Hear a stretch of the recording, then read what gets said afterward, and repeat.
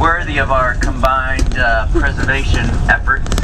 But before I get into all those juicy details, let me kind of cover a little bit real quick how the park came to exist in the first place, because that's worth a few words before we get too deep in the weeds out here.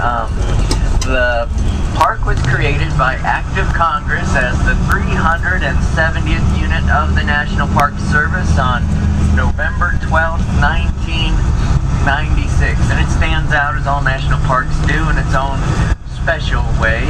It was the first national park area set aside to protect and preserve grass and grasslands for their own sake. Kind of cool that way. And it's also a standout in how it's operated. It's kind of an experiment in public-private cooperation, an innovative cooperative arrangement between the National Park Service, representing the public who I work for, and currently the Nature Conservancy. They are, since 2005, they are the majority landowner, the nonprofit side of the equation out here. They own about 99.7% of the preserve, or roughly 10,861 acres. The National Park Service and the public hold the remaining 33 acres. And that's by design. The park was created so that the Park Service would own just a small part of the whole, no more than 180 acres. So the bulk of the property would remain in non-profit ownership. But back in 2004, it was a whole different group, the National Park Trust, who first answered the call of Nancy Landon Hasselbaum Baker, Senator from Kansas, who came up with the notion to have a non-profit out here. We're looking at maybe 40 species of grass, 400 or more species of wildflowers, and then probably 300 or more species of reptiles, amphibians, mammals, birds, fishes, aquatic invertebrates, and then probably 1,000 or more species of insects. So, and they all, again, are able to get along with each other because they're not going head-to-head for resources. So, alright. Well, this gives us a good long time. It happens, yeah. Yeah, well, I grew up in Kansas and very rarely would make it out this far. Yeah. Well, a lot of folks, the trails, just they're trying to... I know. It's beautiful out here. Never thought I would say that about, like, black grass. I love it. Are you recording? Yeah. Hi everyone, this is the grasslands in Kansas, and it's absolutely gorgeous, and we're learning a lot of cool stuff about the ecosystems, and they actually have 16 buffalo that they're hoping that will grow to about 100 within the next few years. Everyone. Yeah, So feel free to to explore around the bus if you like. If you have a time. Joseph, what are you doing?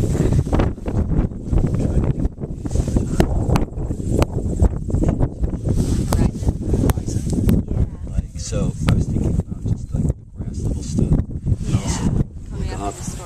Yeah. Yeah. So I was thinking about just like no, right? Like Let's all just lay in the grass. no, it's really, and also just Hi, Trevor. like just feeling like right down here, right? Like this grass. Like if this were in Alabama, this grass wouldn't. It's so in. You know what I mean? Mm-hmm. I mean, it's just My allergies are gonna go nuts, but this is so pretty. I don't care. I know.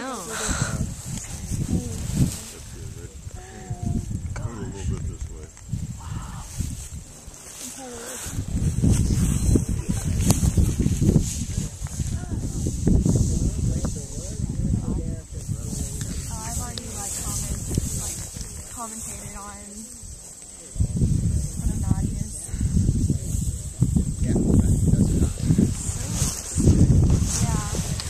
So this is the Tallgrass out on the prairie, and apparently we came at a good time because the grass is really tall in the fall and it's just gone in the spring.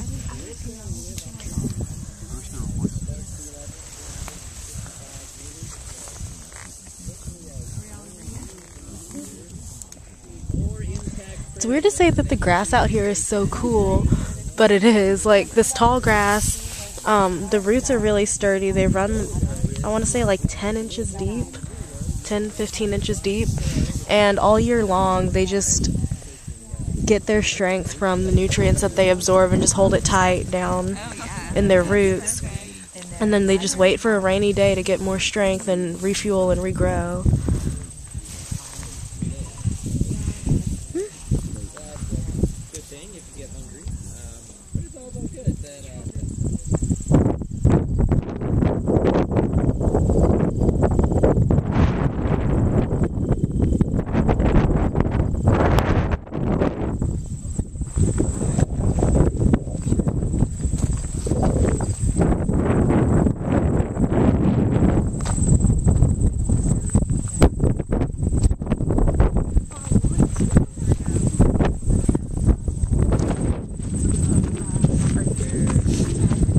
Yeah.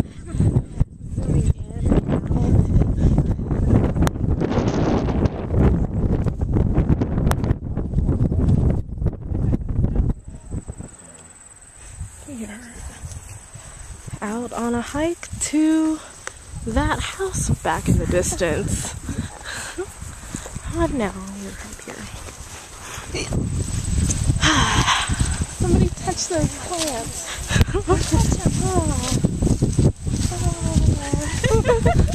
There's Sarah elegantly touching the tall grass.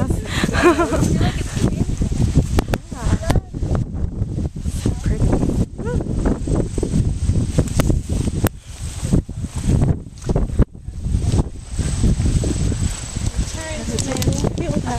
Return to mission. Yeah.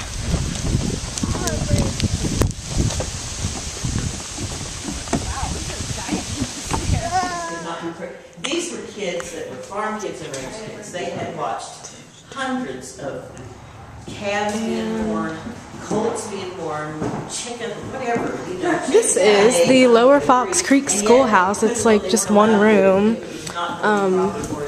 Back here, excuse me, they've got the rules for teachers, which is really interesting. For instance, female teachers cannot loiter in ice cream stores or dye their hair, and male teachers could not go to a barber shop. So just random things like that. It's really cool though that this schoolhouse is pretty much in original condition with a few historical I guess restorations. They just replaced the windows, and these floors are from Ulysses S. Grant's childhood home, which is pretty interesting. So yeah, this is where grades 1 through 8 met. Have you talked about the original chalkboards? Oh yeah, the chalkboards are original too, which is pretty interesting. Yeah, the school opened in 1884, so that's how old everything is. Yeah, the slate has survived that long. And these are the original desks. They even have ink wells in them.